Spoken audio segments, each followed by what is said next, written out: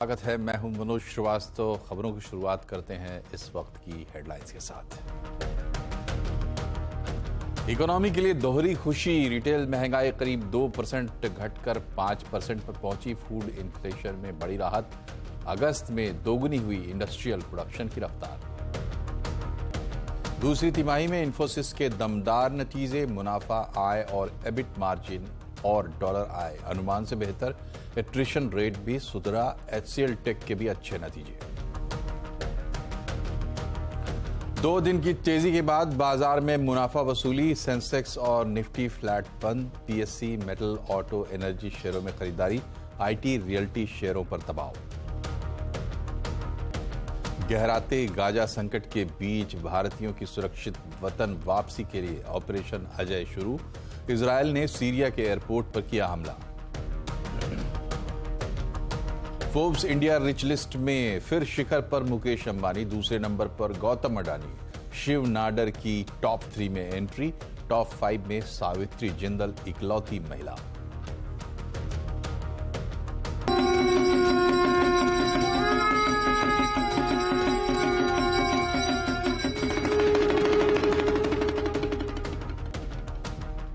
देवभूमि उत्तराखंड के दौरे पर पीएम मोदी। आदि कैलाश के दर्शन किए। पार्वती कुंड और जोगेश्वर धाम में की पूजा। पिथौरागढ़ में रोड शो और जनसभा। 40 साल बाद पहली बार इंटरनेशनल ओलंपिक एसोसिएशन की एग्जीक्यूटिव बोर्ड की मीटिंग मुंबई में शुरू। 2028 ओलंपिक में क्रिकेट को शामिल करने पर चर्चा।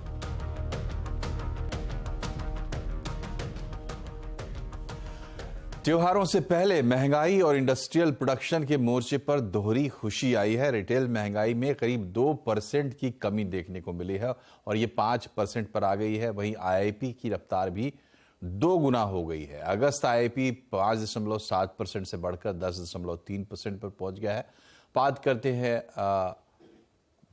महंगाई और इसकी हमारे साथ जुड़ी हैं एचडीएफसी बैंक की सीनियर इकोनॉमिस्ट साक्षी गुप्ता। साक्षी, बहुत बहुत स्वागत है आपका सीएनबीसी आवाज पर। महंगाई पर बड़ी राहत और आईआईपी की शानदार रफ्तार, 2 गुड न्यूज। आपकी प्रतिक्रिया क्या है? थैंक यू मेरे को अपने शो पे बुलाने के लिए। तो आज जो इकोनॉमिक डेटा आए हैं, दोनों ही डेटा प्रिंट्स बहुत ही पॉजिटिव आए हैं। पहले तो महंगाई की बात करते हैं तो रिटेल इन्फ्लेशन 5% पे आया है और ये बहुत बड़ा स्लो डाउन है अगस्त के इन्फ्लेशन प्रिंट से जो 6.8 था। ये हमारे और मार्केट के एक्सपेक्टेशन से भी काफी कम इन्फ्लेशन आई है और इसका मेजर रीजन जो रहा है वो ये है कि vegetable prices, particularly vegetables like tomatoes, जो जुलाई और अगस्त के मंथ में बहुत ज्यादा इंक्रीज हो गए थे, ये सब वेजिटेबल्स जो है वो सितंबर में इनमें हमें मॉडरेशन दिखाई दिया है, जिसकी वजह से ओवरऑल जो इन्फ्लेशन है वो कम हो गई है। इसके साथ जो एलपीजी प्राइस कट गवर्नमेंट ने अनाउंस किया था, उसका भी हमें इम्पैक्ट सितंबर के इन्फ्लेशन प्रिंट में देखने को मिला है। आई थिंक सबसे ज्यादा पॉजिटिव चीज इस डेटा में ये है कि core inflation, basically core inflation inflation का वो पार्ट है जो हमें मिलता है जब हम फूड और फ्यूल जैसी चीजों को इन्फ्लेशन में से हटा देते हैं। तो ये एक रिफ्लेक्शन होता है कि अंडरलाइंग इन्फ्लेशन इकोनॉमी में कैसा है, और ये जो पार्ट है जो आरबीआई भी बहुत क्लोजली ट्रैक करती है, ये भी 4.5% पे आ गया है। जो आई थिंक ओवरऑल इन्फ्लेशन पे जो स्टोरी है इस बार हमें सितंबर प्रिंट्स में ये देखने को मिला कि काफी पॉजिटिव थी। दैट बीइंग सेड, हमें अभी भी इन्फ्लेशन पे थोड़ा कॉशियस रहने की जरूरत है, क्योंकि वीट, राइस और पल्सेस के जो प्राइसेस हैं वो अभी भी सितंबर में हमें डेटा में दिखाई दे रहा है कि मंथ ऑन मंथ वो अभी भी इंक्रीज कर रहे हैं। तो ये एक रिस्क है आगे जाके इन्फ्लेशन के लिए। इन एडिशन जो अभी हमें रिसेंटली जियोपॉलिटिकल टेंशंस की वजह से जो भी ऑयल प्राइस में आगे जाके अगर कुछ इंक्रीज होता है और वो पास ऑन होता है डोमेस्टिक प्राइसेस पे, तो वो भी एक इन्फ्लेशन के लिए रिस्क रहता है। तो ओवरऑल अभी के लिए एक पॉजिटिव प्रिंट, बट आगे के लिए अभी भी कुछ कुछ इन्फ्लेशन रिस्क सिस्टम में है। एट द सेम टाइम अगर हम ग्रोथ की स्टोरी देखें और जो आईआईपी डेटा आया है 10.3% पे, ये काफी स्ट्रॉन्ग नंबर था। कुछ जो इसका इंक्रीज है वो इस वजह से भी है क्योंकि लास्ट ईयर अगस्त में इंडस्ट्रियल प्रोडक्शन नेगेटिव था, तो बेस इफेक्ट की वजह से इस साल हमें काफी स्ट्रॉन्ग नंबर देखने को मिला है।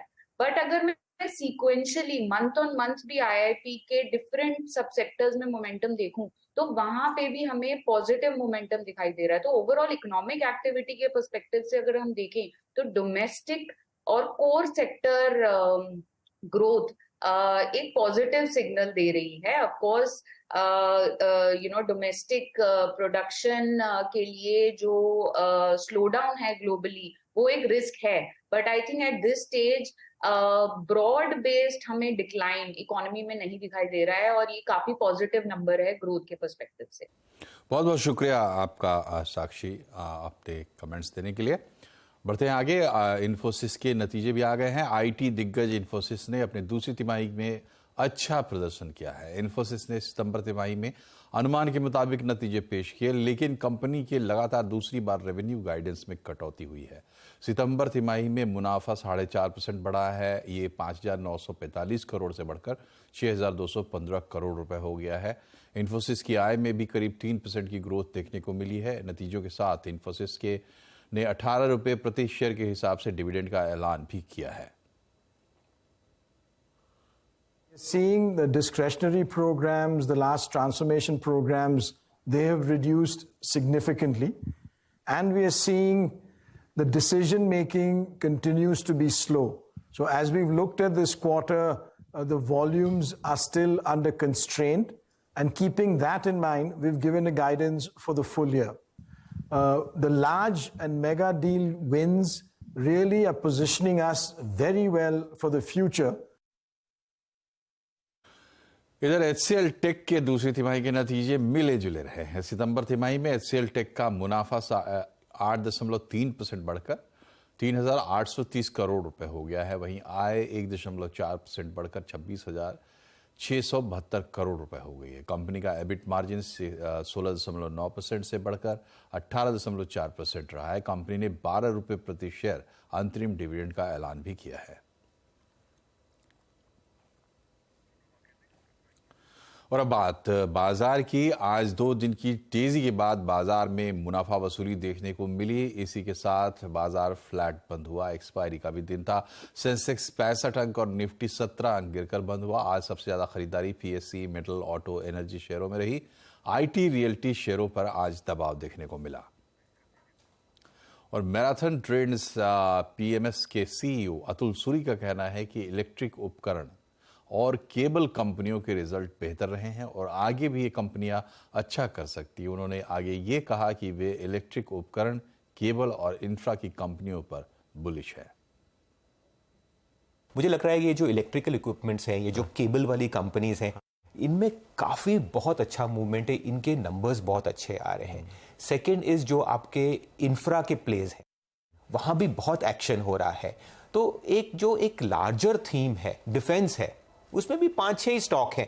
देखेंगे कि तो जो एक, जैसे मैंने कहा, ये डिकेड पिछले डिकेड से अलग है।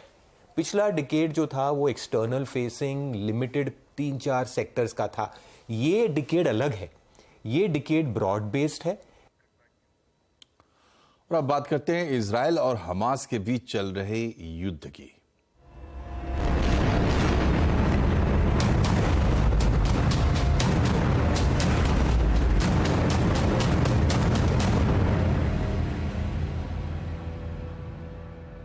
जंग शुरू होने के बाद इजराइल में कई देशों के नागरिक फंसे हुए हैं। इनमें बड़ी संख्या भारतीयों की भी है। अब भारत सरकार ने भारतीय नागरिकों को इजराइल से वापस लाने के लिए ऑपरेशन अजय शुरू किया है।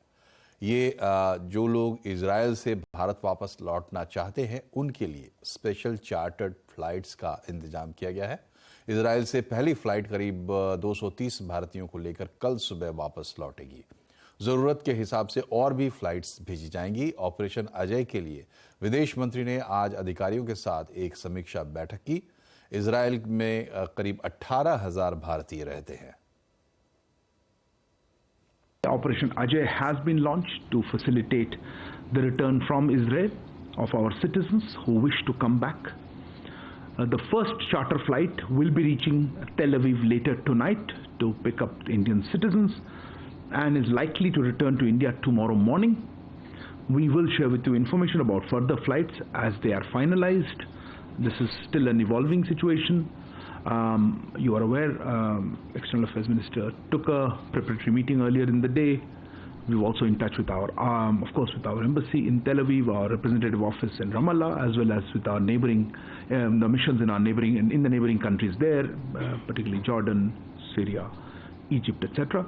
And we are keeping a close watch on developments as well as what steps we need to take to assist Indian citizens who are in Israel. Gaza पट्टी में इजराइल के जवाबी हमले बढ़ते जा रहे हैं। इजराइल ने गाजा में जबरदस्त हवाई हमले किए हैं और हमास की कमर तोड़ दी है। इजरायली वायुसेना ने हमास के कई बड़े ठिकानों को निशाना बनाया है। इजरायली सेना ने हमास पर अटैक का वीडियो जारी किया है और दावा किया है कि रात में आईडीएफ ने ट्री अटैक की शुरुआत की है, जिसमें हमास के कमांडो फोर्स को निशाना बनाया गया, जिसे नचाबा कहते हैं। आईडीएफ का दावा है कि उसने सफा ब्रिगेड में हमास के नौसैनिक यूनिट के एक बड़े ऑपरेटिव मोहम्मद अबू शामला को मौत के घाट उतार दिया है। इजरायली सेना ने गाजा पट्टी के आसपास युद्ध क्षेत्र तैयार कर लिया है और वहां से सभी इजरायलियों को सुरक्षित बाहर निकाल लिया गया है। इजरायली सेना ने गाजा को खाली करने का आखिरी अल्टीमेटम दिया है, यानी अब इजरायल के टैंक और सेना की गाजा पट्टी में घुसने की तैयारी है। इन सब के बीच अमेरिका के विदेश मंत्री एंटनी ब्लिंकन तेल अवीव पहुंच चुके हैं। प्रधानमंत्री नरेंद्र मोदी उत्तराखंड के दौरे पर हैं, जहां पीएम मोदी ने पिथौरागढ़ में पार्वती कुंड और आदि कैलाश के दर्शन किए। वहीं उन्होंने पार्वती कुंड में पूजा अर्चना भी की। इस दौरान पीएम एक खास तरह की पोशाक में नजर आए। वहां पीएम मोदी ने इसके बाद गूंजी गांव का दौरा किया, जहां उन्होंने आम लोगों के अलावा भारतीय सेना, आईटीबीपी और बीआरओ कर्मियों के साथ बातचीत की। प्रधानमंत्री नरेंद्र मोदी आज उत्तराखंड दौरे पर हैं, जहां सबसे पहले पिथौरागढ़ जिले में जोलिंगकांग से आदि कैलाश पर्वत के दर्शन किए। पीएम मोदी देश के पहले प्रधानमंत्री हैं जिन्होंने चीन की सीमा पर स्थित आदि कैलाश का दर्शन इतने करीब से किया है। प्रधानमंत्री अल्मोड़ा में जोगेश्वर धाम भी पहुंचे, दर्शन कर पूजा अर्चना की। जोगेश्वर धाम अपने पौराणिक और ऐतिहासिक महत्व के लिए प्रसिद्ध है। करीब 6200 फीट की ऊंचाई पर ये स्थित है जोगेश्वर धाम और इसमें 224 पत्थर के मंदिर हैं। अल्मोड़ा के जोगेश्वर धाम में पूजा अर्चना करने के बाद पीएम मोदी फिर से पिथौरागढ़ पहुंचे और वहां उन्होंने एक रोड शो किया। यहाँ बड़ी संख्या में लोग पीएम के स्वागत के लिए मौजूद रहे।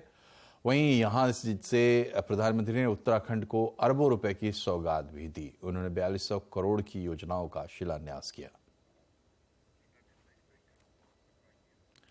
चुनाव की तारीखों के ऐलान के बाद से राजस्थान का चुनावी माहौल और गर्म हो गया है। कांग्रेस और बीजेपी के बीच कड़ा मुकाबला है।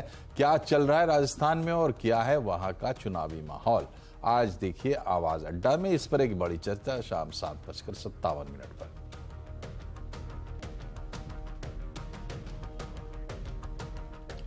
रिलायंस इंडस्ट्रीज के चेयरमैन मुकेश अंबानी एक बार फिर फोर्ब्स इंडिया रिच लिस्ट में टॉप पर पहुंच गए हैं। अंबानी का नेटवर्थ है 92 अरब डॉलर। अंबानी ने गौतम अडानी को पीछे छोड़ा है, जो अब 68 अरब डॉलर नेटवर्थ के साथ दूसरे नंबर पर है।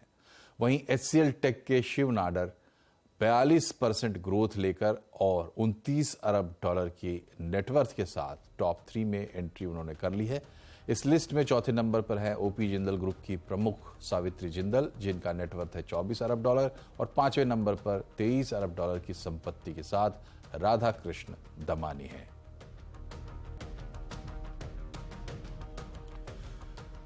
रिलायंस इंडस्ट्रीज के चेयरमैन मुकेश अंबानी आज उत्तराखंड के बद्रीनाथ धाम पहुंचे। उन्होंने भगवान बद्रीनाथ के दर्शन किए। इस दौरान उनके साथ राधिका मर्चेंट भी थी। उन्होंने मंदिर में पूजा अर्चना की और इसके बाद मंदिर समिति को 5 करोड़ रुपए का दान भी दिया। वहीं बद्रीनाथ धाम पहुंचने पर मुकेश अंबानी का श्री बद्रीनाथ केदारनाथ मंदिर समिति के उपाध्यक्ष किशोर पवार ने स्वागत किया। भगवान बद्री विशाल की विशेष पूजा अर्चना में हर साल मुकेश अंबानी शामिल होते हैं।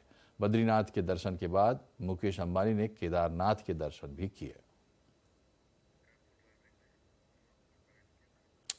खबरें भी और भी हैं, लेकिन यहां पर एक छोटा सा ब्रेक, बने रहिए हमारे साथ। एक बार फिर से आपका स्वागत है आवाज समाचार में। आइए अब बनाते हैं थोड़ा फेस्टिव मूड।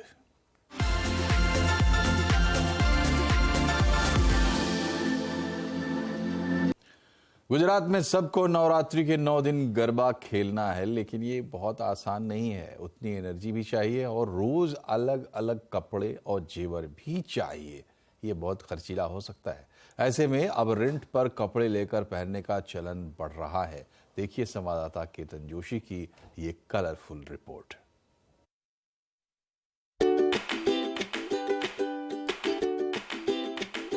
अहमदाबाद की हर बुटीक में इन दिनों आपको ऐसा ही नजारा मिलेगा, लेकिन यहाँ पर लोग ड्रेस खरीदने नहीं, रेंट पर लेने आए हैं।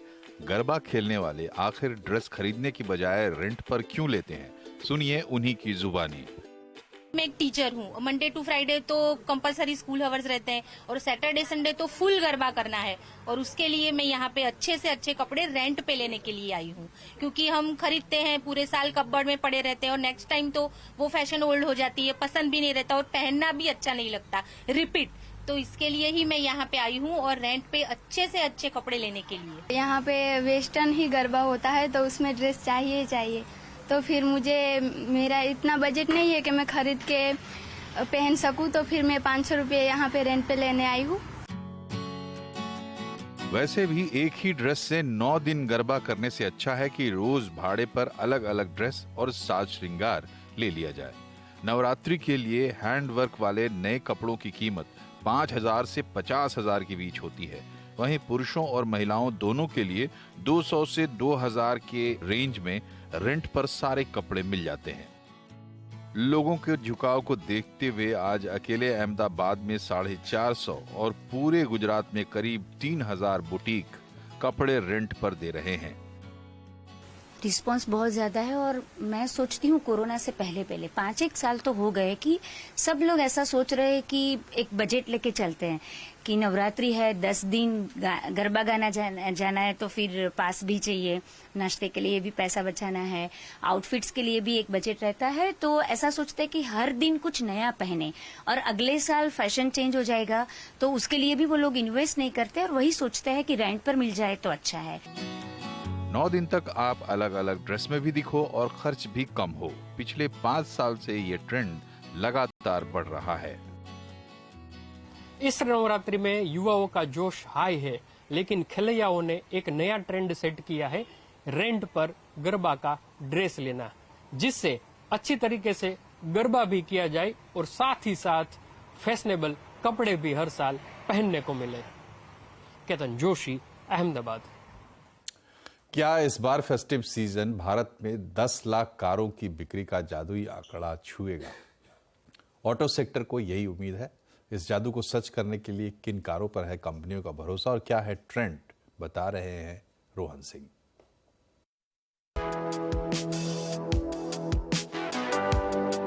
अपनी नई कार खरीदने का सही वक्त है अभी। त्योहारों का शुभ मौका है, कई सारे ऑफर्स और डिस्काउंट्स बाजार में हैं और कई सारे नए लॉन्चेस आपका इंतजार कर रहे हैं। ये फेस्टिवल सीजन फेसलिफ्ट कारों का सीजन होने वाला है। हाल में कई पॉपुलर मॉडल्स के फेसलिफ्ट वर्जन आ चुके हैं और कई अगले 2 महीनों में आ जाएंगे। टाटा की कॉम्पैक्ट एसयूवी नेक्सॉन और नेक्सॉन ईवी का 2023 version, Kia Carens X line और ऑल न्यू सेल्टोस, होंडा की एलिवेट और ह्युंडई की एक्स्टर। ये कुछ बजट सेगमेंट की दमदार गाड़ियां हैं जो बाजार में आ चुकी हैं। लग्जरी सेगमेंट में मर्सिडीज की GLC का 2023 वर्जन और EQE 500 4MATIC एसयूवी है। BMW की iX1 भी है और Audi की Q8 e-tron जैसी बिल्कुल नई हाई परफॉर्मेंस गाड़ियां भी। एसयूवी में टाटा मोटर्स की सफारी और हैरियर का फेसलिफ्ट जल्द ही लॉन्च होने वाला है। महिंद्रा बोलेरो नियो प्लस और टोयोटा अर्बन क्रूजर भी इसी महीने आ रही है। Biggest car maker Maruti Suzuki को ऐसे दमदार त्योहारी सीजन से उम्मीद है जिससे 10 लाख गाड़ियों की बिक्री का आंकड़ा भी टच किया जा सकता है। जो बॉडी टाइप है वो एसयूवी की तरफ जा रही है और आपने हादिया जो आपने जो गुज़िश्ता महीना था सितंबर का, उसमें तो 52% गाड़ियां एसयूवी बिकी हैं। तो बड़ी तेजी से इजाफा हुआ है इस रुझान में। Hyundai मोटर इंडिया का फोकस सेफ्टी पर है और कंपनी ने अपने सभी मॉडल्स में 6 एयरबैग को अनिवार्य कर दिया है। कंपनी साल के अंत में 9-10% ग्रोथ की उम्मीद कर रही है। ओणम से फेस्टिवल सीजन शुरू हुआ था, लगभग 9 से 10% की ग्रोथ है। गणेश में भी 9 से 10% की ग्रोथ है। इस बार फेस्टिवल सीजन डिफरेंट इसलिए है कि इस बार स्टॉक है हमारे पास। पिछले 2 साल से सेमीकंडक्टर की वजह से स्टॉक नहीं था, तो अच्छा स्टॉक है, अच्छे मॉडल्स हैं। सारा लाइनअप हुंडई का रिफ्रेश हुआ है। नियोस, ऑरा, आयोनिक 5, अगर आप देखते हैं, चाहे आप एक्स्ट्रा देखते हैं, वर्ना देखते हैं, सब गाड़ियाँ नई हैं। डेफिनेटली बहुत अच्छा रिस्पॉन्स मिल रहा है और मेरा मानना है कि 9 से 10% की ग्रोथ हम आगे भी एक्सपेक्ट कर सकते हैं।